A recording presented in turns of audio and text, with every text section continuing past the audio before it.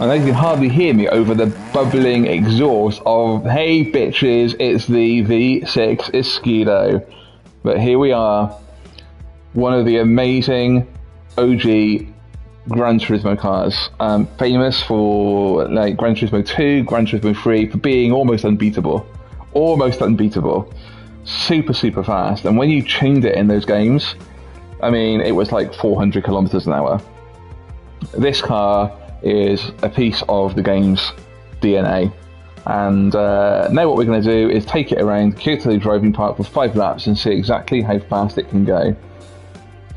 I've put it onto stock settings. It's got racing soft tyres, as you can see, basically 1,000 horsepower, 800 performance points. It's not going to be slow. That said, the Escudo has been tamed in recent games. You know, it certainly isn't the fastest car in this Gran Turismo. You know, it does a great job, no slouch. But we don't have the unadulterated rocket ship that we had in the earlier games, which, you know, I think is for the best. You know, because in reality, it isn't a rocket ship in the grand scheme of things. You know. It was when you tuned it, and the tuning options on current Gran Turismo games are a lot, you know, a lot tamer. So 5 times tyre wear, 5 times fuel consumption. We double check to make sure it's okay. Make no mistake about it, this car should be at the top or near the top of the ranking boards. So I'm not going to compare it to anything just yet. I'd like it to be top 10. There's no reason why it shouldn't be. Let's see whether it can do it.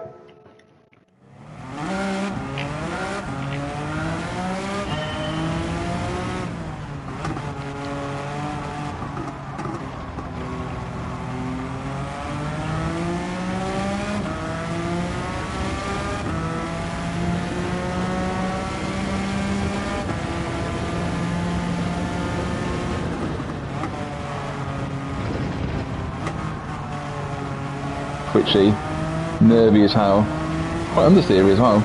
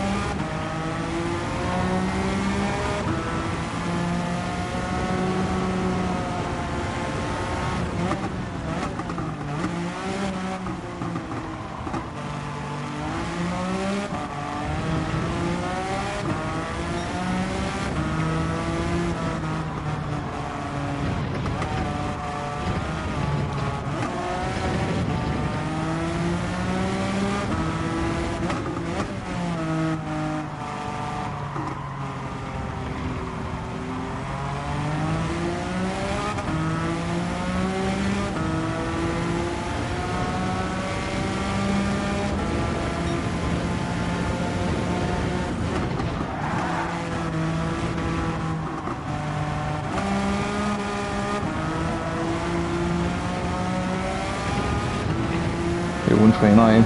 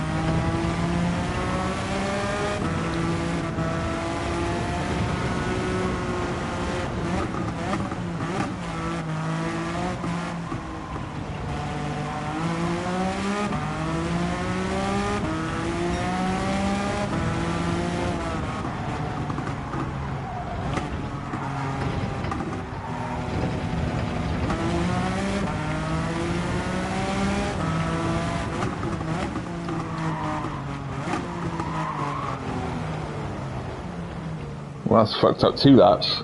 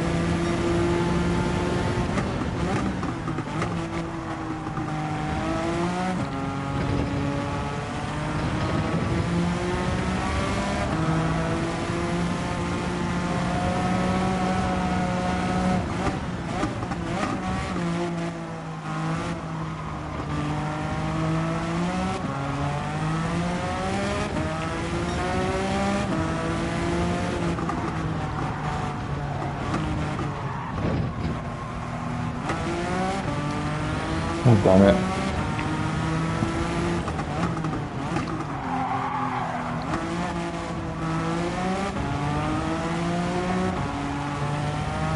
Oh, it could have gone a lot faster, I think.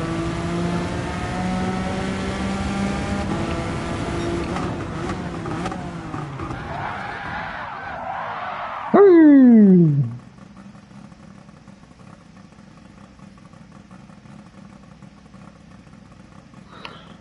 Wow. Well, 128.5, you can't argue with that. That's fast. I reckon it could have gone, oh, fucking hell, it could have done a 127.9. Yeah.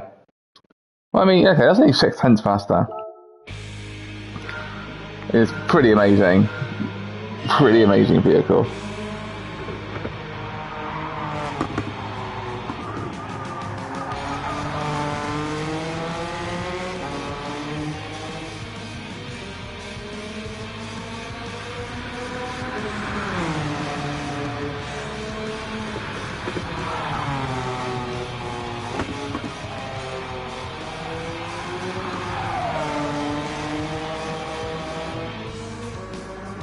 Essentially, this car's issue is that it's got so much power, the suspension and the handling don't know what to do about that. Like, it's like you accelerate out corners, and it's like the handling just goes, oh, I give up, and it just goes straight on, and you are relying on the wing catching stuff, and sometimes it doesn't, because the car is just so powerful. I've never driven a car like it. It is very tight and stiff and, you know, full of understeer, but it can recover it for its sheer power. Like, it's fascinating. Really good fun to drive, but you feel like you know, enchanted by it. It's just a wonderful vehicle. But I don't know, it's like, it's missing something, and I reckon, like, could they have balanced it differently for it to naturally get a higher lap time? That's what I'll always wonder with this thing. But you can't argue with the goods. It's one hell of a car. So there we go. Did it get top 10? It did. It got 6th. Whoop, whoop, whoop. I'm really happy with that. That's deserved. God, there's still nothing much is beating that Porsche Living Legend though. But we've got some really quick cars coming up, so maybe we will see some more. See you next time.